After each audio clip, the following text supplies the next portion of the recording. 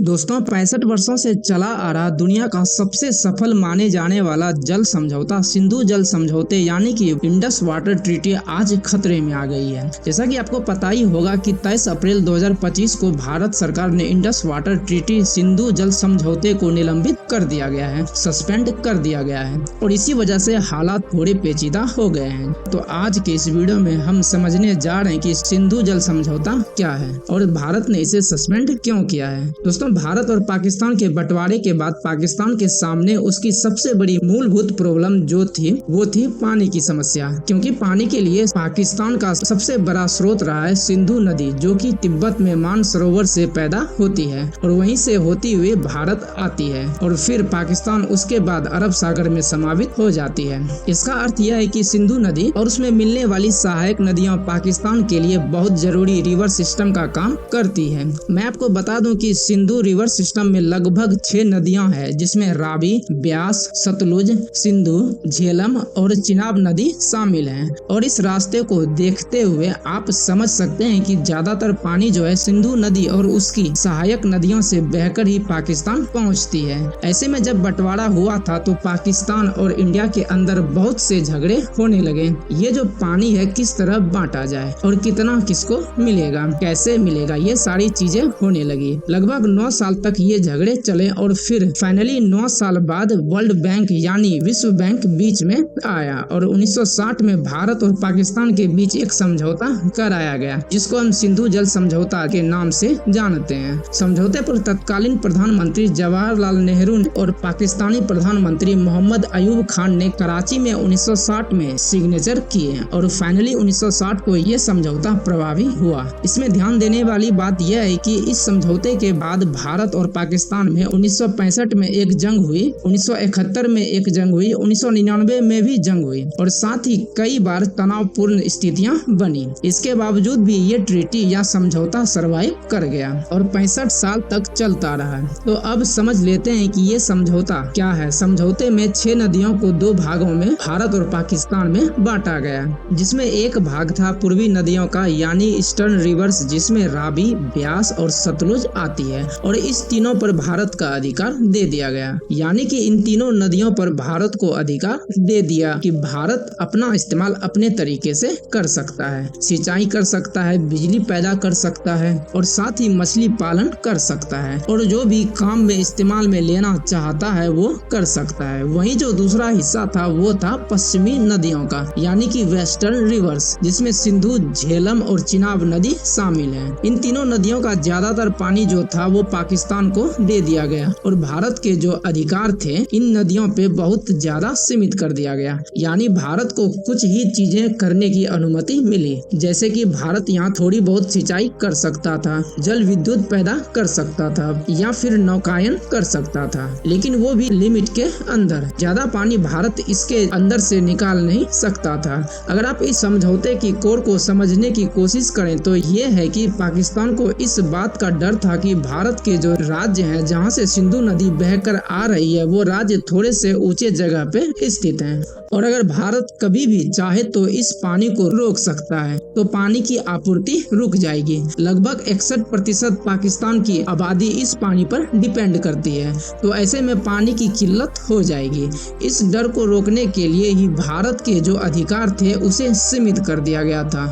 थोड़ा और ढंग से समझे तो पाकिस्तान ये कह रहा है कि जिस बहाव से पानी बह रहा है सिंधु, झेलम और चिनाब नदी के अंदर वो बहाव कम नहीं होने चाहिए, मतलब उसी बहाव के साथ पानी आना चाहिए। अगर आप इस नदी के ऊपर बांध बनाना चाहते हैं या डैम बनाना चाहते हैं और विद्युत पैदा करना चाहते हैं तो ऐसे में आप रन ऑफ द रिवर परियोजना बनाएं। इस परियोजना के अंदर क्या होता है, एक नदी बह रही है और इस नदी का बहाव बहुत तेज है और आप इस पे एक डैम बनाना चाहते हो जिससे कि जल विद्युत पैदा हो जाए। तो जल विद्युत पैदा करने के लिए, बिजली पैदा करने के लिए आप पीछे एक जलाशय का निर्माण करते हो। उस जलाशय के अंदर पानी जमा हो जाता है और इस पानी के फ्लो से ही आप टरबाइन घुमाकर बिजली पैदा करते हो। पर पाकिस्तान कह रहा है कि आप ये जलाशय नहीं बना सकते। जलाशय अगर आपने बना लिया तो पानी आपके पास जमा हो जाएगा। पानी अगर जमा हो जाएगा तो बहाव में कमी हो जाएगी बहाव में कमी होगी तो पानी कम हो जाएगा और इससे हमें दिक्कत हो जाएगी। इसलिए भारत को बस ये कहा है कि अगर आप चलती हुई नदी से बिजली बना सकते हो तो बना लो, लेकिन पीछे जलाशय नहीं बनेगा। तो इसके लिए आप अपने परियोजनाओं को या डैम को ऐसे डिजाइन करो कि चलती हुई नदी से ही बिजली बन जाए, इसके लिए पानी को रोकना ना पड़े।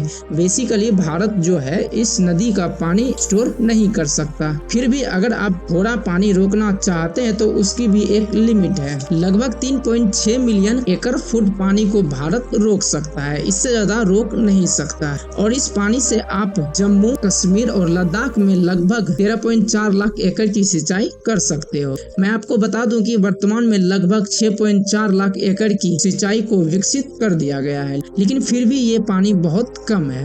इस बीच अगर भारत कोई ऐसी योजना बना देता है जिसके अंदर जल जो है स्टोर हो रहा है, पानी जो है स्टोर हो रहा है, तो पाकिस्तान का यह अधिकार है, यह राइट है कि पाकिस्तान भारत के ऊपर आपत्ति उठा सकता है, सवाल उठा सकता है और भारत को कोर्ट ले जा सकता है। ऐसे ही 2-3 महत्वपूर्ण परियोजनाएं हैं जिस पे पाकिस्तान पहले आपत्ति उठा चुका है, जिसमें आता है सलाल हाइड्रोलिक प्रोजेक्ट। इसके बारे में पहले ही आपको बता चुका हूँ कि 1970 और 80 के दशक में पाकिस्तान ने इस परियोजना पर आपत्ति जताई थी, जो कि ये जो है परियोजना थी वो चिनाब नदी के ऊपर थी।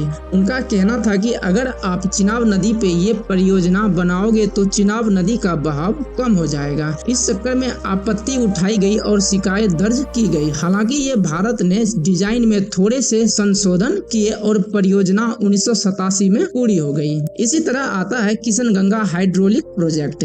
ये जो है जम्मू कश्मीर के बांदीपोरा जिले के अंदर बनाई जानी थी। मैं आपको बता दूं कि किशनगंगा नदी के ऊपर बनने वाला बांध था। किशनगंगा एक सहायक नदी है झेलम नदी की।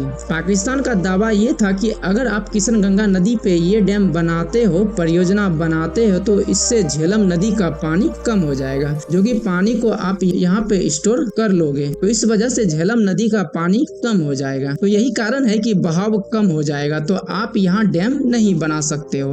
हालांकि 2013 में अंतर्राष्ट्रीय कोर्ट ने भारत को इस परियोजना को जारी रखने के लिए अनुमति दे दी, लेकिन इसके लिए कुछ लिमिट सेट कर दिया गया। आप ज्यादा पानी इसके अंदर स्टोर नहीं कर सकते और फाइनली 2007 में इसका निर्माण शुरू हुआ और 2018 में पूरा हो गया। इसके अलावा एक है रतले हाइड्रोलिक परियोजना, जो कि जम्मू कश्मीर के किश्तवाड़ जिले में बनना था। चिनाब नदी के ऊपर इस पे भी पाकिस्तान ने दावा किया है कि अगर आप चिनाब नदी के ऊपर बांध बनाते हो तो इस नदी का प्रवाह कम हो जाएगा, जिससे हमको कृषि और जल विद्युत बनाने में दिक्कत हो जाएगी। वर्तमान स्थिति यह है कि अभी तक ये बन रहा है। 2022 में इसकी शुरुआत हुई थी और 2026 में इसको पूरा होना था, लेकिन अभी भी इसके ऊपर सुनवाई चल रही है। तो समझौता आपको समझ में आ गया होगा कि जो पाकिस्तान है वो यह कह रहा है कि पानी का बहाव कम नहीं होना चाहिए, क्योंकि पाकिस्तान में पानी का और कोई बड़ा स्रोत नहीं है।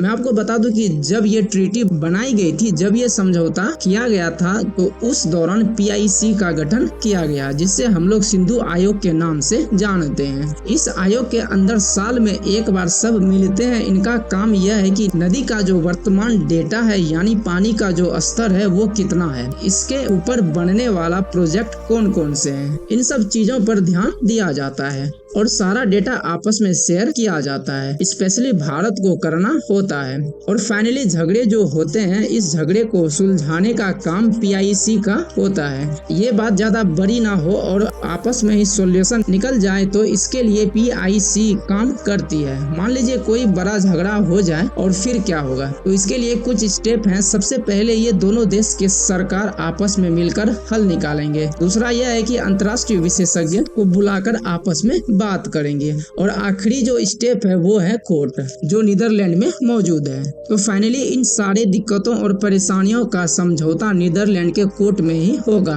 तो आपको ये तो समझ आ गया होगा कि सिंधु जल समझौता क्या है। अब हम वर्तमान स्थिति की बात कर लें। जैसा कि आपको पता ही होगा कि 22 अप्रैल 2025 को भारत के कश्मीर में पहलगाम में एक हमला हुआ, जिसमें लगभग 30 लोगों की जान चली गई। इन सारे के सारे पर्यटक थे जो कि कश्मीर घूमने आए थे। इन लोगों को बेमतलब मारा गया। ये जो पूरी घटना है इसका फिलहाल इन्वेस्टिगेशन चल रहा है और इसी घटना के चलते भारत ने 23 अप्रैल 2025 को इंडस वाटर ट्रीटी को सस्पेंड कर दिया, निलंबित कर दिया गया। तो ये है वर्तमान स्थिति। अब आगे जाके जाहिर सी बात है ये मामला कोर्ट में जाएगा। इसका कारण यह है कि दोनों देश फिलहाल आपस में अब तो बात नहीं करने वाले हैं, तो ऐसी स्थिति में कोर्ट ही इसका समाधान निकालेंगे। तो दोस्तों हमें उम्मीद है कि आपको सिंधु जल समझौता समझ में आ गया होगा। आपसे मिलते हैं एक और वीडियो जर्नी में। आपकी कोई क्वेरी रह गई है तो आप हमें कमेंट करके पूछ सकते हैं।